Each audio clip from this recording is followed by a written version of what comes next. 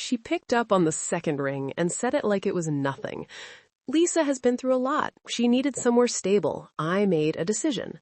I held the phone very still. That's my property, I said. It's family, she said, and she hung up. My name is Deanna Marsh. I'm 35. I work as a budget analyst for a county school district in Raleigh, North Carolina.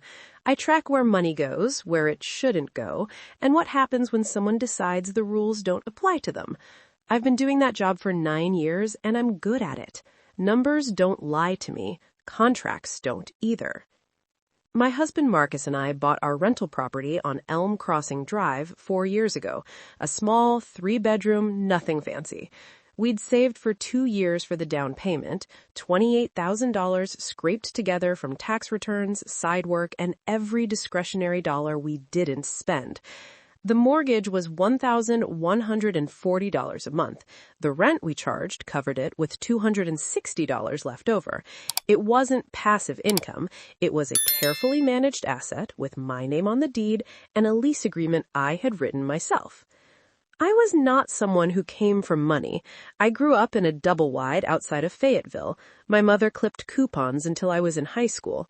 I knew what $28,000 cost in real-life terms. I knew what it meant to build something slowly with no safety net underneath you. And I knew exactly what it meant when someone decided that what I had built was available to them without asking. I just wasn't angry yet. I was calculating. Tell me where you're watching from tonight. Drop it in the comments. I love knowing how far these stories reach.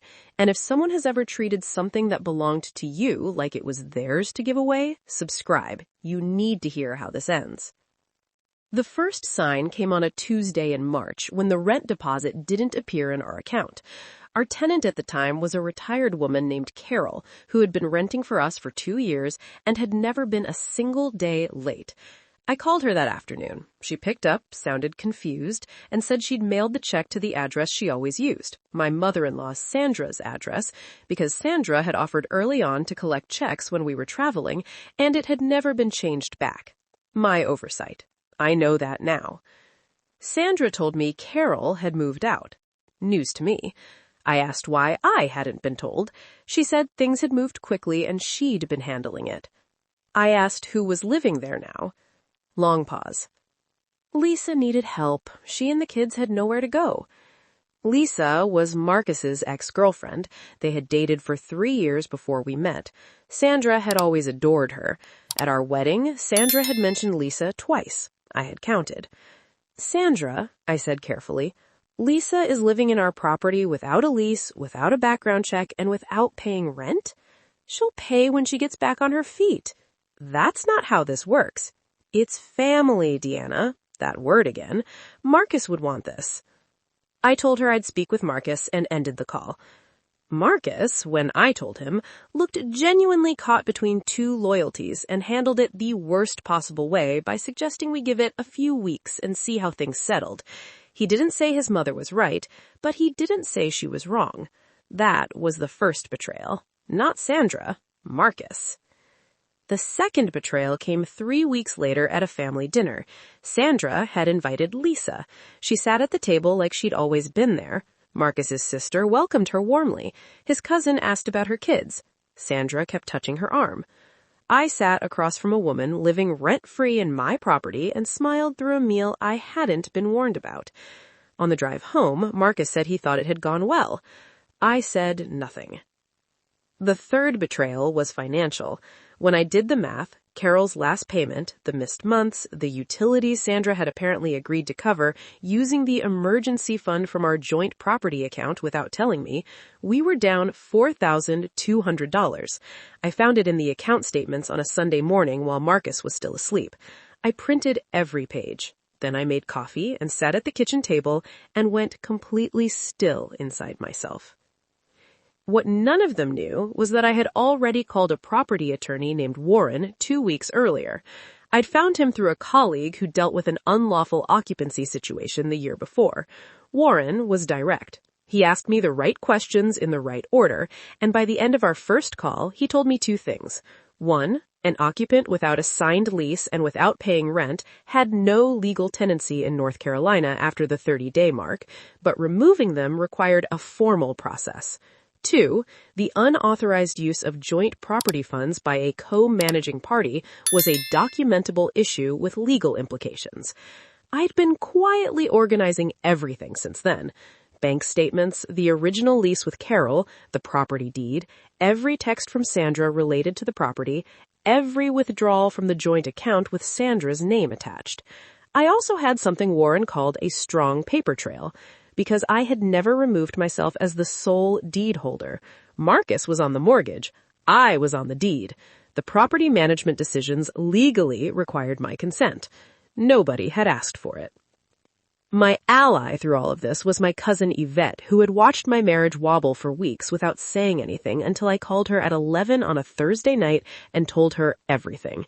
Yvette was a paralegal in Durham. She'd seen situations like this before. She told me something that settled me completely. You don't have to blow anything up. You just have to follow the process. The process is on your side. Sandra, meanwhile, had grown bolder. She called me the following week to ask if we'd consider letting Lisa stay through the summer since the kids were in school and it would be disruptive to move them mid-year. Her tone had shifted from defensive to expectant, like she'd already decided we'd say yes. That was their mistake. They had confused my patience with permission. Warren filed the formal notice of non-tenancy on a Friday. Lisa received it at the Elm Crossing address via certified mail. It was not an eviction, not yet. It was a legal notice establishing that her occupancy was unauthorized and that tenancy terms needed to be formalized within 14 days or vacate proceedings would begin. Sandra called Marcus screaming that same afternoon.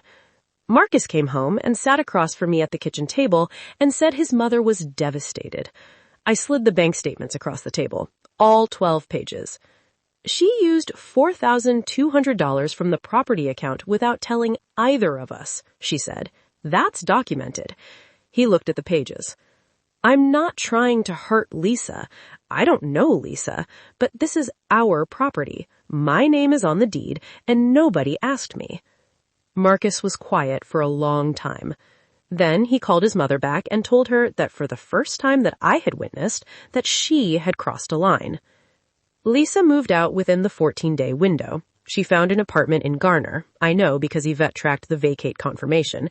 The $4,200 was repaid in 2 installments from Sandra directly without being asked twice, which told me she had always known it was wrong. Marcus and I went to couples counseling, not because of Sandra exactly, because of that night. He suggested we wait and see how things settled. We needed to talk about what that meant. Sandra and I are cordial. We don't discuss the property. When she uses the word family now, I notice what she does and doesn't mean by it. The rental property has a new tenant, young couple, first-year lease, references checked, background cleared, direct deposit set up to our account. Rent came in on the first of the month, same as it always should have. I check the account every Monday morning. Some habits are worth keeping. If someone has ever treated something you built like it was available for them to give away, a property, a resource, a decision that was yours to make, I want to hear about it. Drop your story in the comments. You are not difficult for wanting respect around what you worked for. Subscribe to this channel and tell me what happened to you. Click hype to help this story reach someone who's sitting right now wondering if they're overreacting. They're not, and neither were you. If this story resonated with you, please give it a like and click hype to help it reach more people who need to hear it. Your voice matters in our community. Share your own experience in the comments below. I'm reading every single one.